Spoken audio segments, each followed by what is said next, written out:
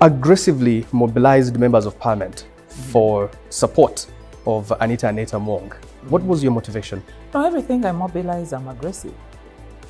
Because that's who I am. I'm a mobilizer.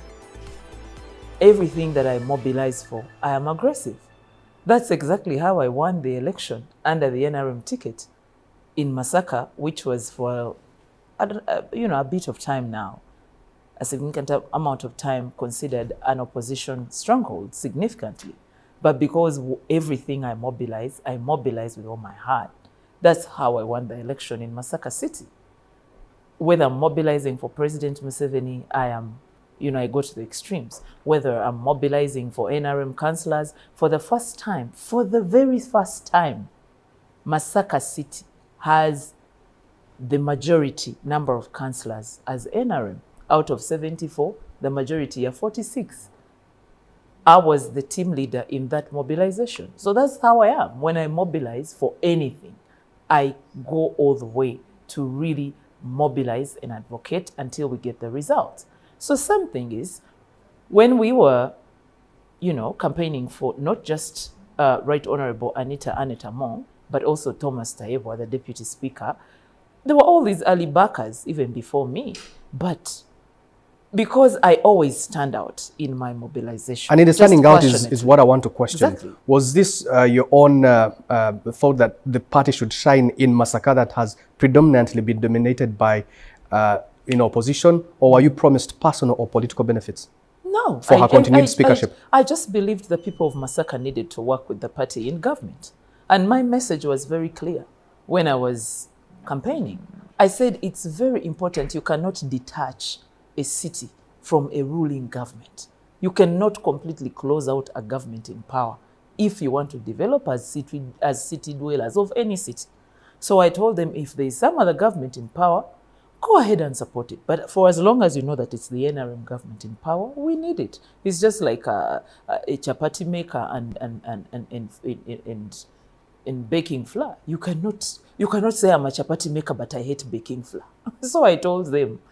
So because I come up and use all these slogans, even in my own campaigns, even in the president's campaigns, Mamito, Jajato, and what.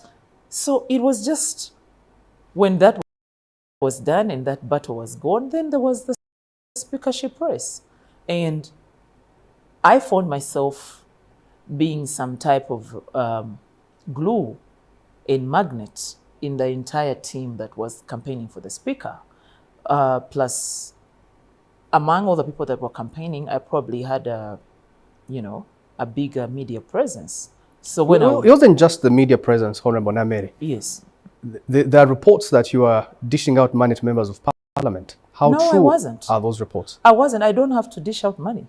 If I can convince the opposition in Masaka to shift the president's support from 7,000 votes that he got in 2021 to 20,100 votes that he got in 2026, and to have an NRM member of parliament for the first time, and to have a division mayor NRM member of parliament for the first time, and to have majority councillors, I can as well convince another member of parliament to say, this lady looks like she has something good going on. You need to vote for her. So then I don't need to use money to convince anybody. How do you respond to claims that this support that you are rallying for Anita Mong, those early backing, was financially motivated? It wasn't financially motivated. Okay, of course, those are claims from Kabanda. I've worked with Kabanda before. Not even worked with him, but I've been in the same, system of youth politics while he was there. So I know that he can go to the extremes of, making any allegation. Okay, so for you, this was pure principle. It was pure principle. The genuine support for Anita Mong. It was genuine support. And the president is aware that I am a very referential person. I asked him in March. Why didn't you wait for the party position? No, I asked him casually. I asked him as a party member, not as president, as a party chairman and member. And I said, we have our sitting speakers, the deputy and the head, interested in coming back. But we also have the Honorable Namuganza, who's, a personal friend of mine. And we also have Honorable Mao, who is not hostile towards us. I mean, I've hosted Mao in Masaka even before he became a Minister of Justice. He came to help me mobilize the DP block of that site. And, you know, a lot of votes came from them, for me and for the president. So I casually asked. And, you know, well, I wouldn't say he said no or yes, but he said, well, there's a policy. And some of the SEC members, majority, seem to be backing it, that let's go with the policy. That's what I'm saying, that you did not wait for a resolution from SEC. You picked your candidate and mobilized for her early enough. That's what I'm saying. It could be more than just principle. There could be factors behind this support. Come on. Let me ask you something. I mean, I just need you to be honest with me. When people are contesting for all sorts of positions, right from SEC to Speaker, even Speaker Kadaga, Speaker Honorable Jacob Olanya, Right Honorable, may his soul rest in peace, people campaign. This is an institution. People campaign. Even before people are vetted, people campaign. And besides, the recommendation came out. We saw a document that came out. Actually, for me, I started to talk about her and to campaign for her after that recommendation. You didn't see the SEC recommendation. You posted about it. You posted about it, Canary, on your accounts. What were you posting? That decision was supposed to go to the NRM Parliamentary Caucus, where you do sit now, and you know, given the final decision. You did not wait for that. Why didn't they wait for the caucus to release the decision? After all, the decision was supposed to go to the caucus. So why didn't the decision wait up to the caucus? So look, what I'm saying is that the resolution was not final. I'm not an MP in isolation. I'm an MP with honorable colleagues. And I'm a first-time member of parliament who came to parliament and there was a debate going on. And I couldn't say, there was a debate going on of who will be the next speaker. There is this one, and everybody was campaigning for whoever they wanted to campaign for. Even the candidates were campaigning. Not just Speaker Anita Among, everybody was campaigning. Mao was campaigning. If DP, first of all, by SEC recommending those two candidates, Right Honorable Anita and Right Honorable Taebwa, by SEC recommending them, it was signaling us that these are the candidates for NRM.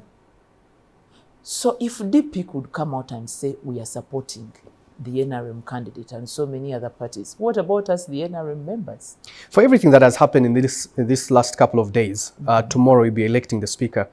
Anita Among is out of the race, like she did post on her socials, if we were to go by those words. What has these last couple of days taught you as a new member of parliament? No, for me, look, how I live life is, my matrix is honesty. Honesty. As long as I know that I'm being honest, it doesn't matter. Some things could happen and, oh, yes, there are job hazards, or, you know, we have a few criminal elements, or we have a few saboteurs in the party that could plot anything for Nameere. It's okay. Those are job hazards. There are saboteurs in media, there are saboteurs in business, there are saboteurs everywhere. So for me, what the last few days have taught me is exactly what life has taught me over time. It's not any different. It's just, as long as you're being honest, you're safe. No matter what happens to you, the truth fears nothing. Were you being honest by supporting a candidate whose name is tainted? How was her name tainted? How was her name tainted? I thought her name was tainted, and then she was vetted for number 3 in the NRM. Just when we thought her name was tainted, because there's all these things that have been going around, the NRM leadership vetted her to contest with the Right Honorable Kadaga. And we went for the National Executive Conference of the NRM. And everybody said, let her go on and contest with the Right Honorable Kadaga. And guess what? She garnered over 10,000 votes in a college. And she went on to become the second national vice chairperson of the NRM, female. So, we are politicians. And all members of parliament are politicians. And all of us in our constituencies, whether you're active or or reserved, whether you're quiet or loud or social or antisocial. There's been things said about us.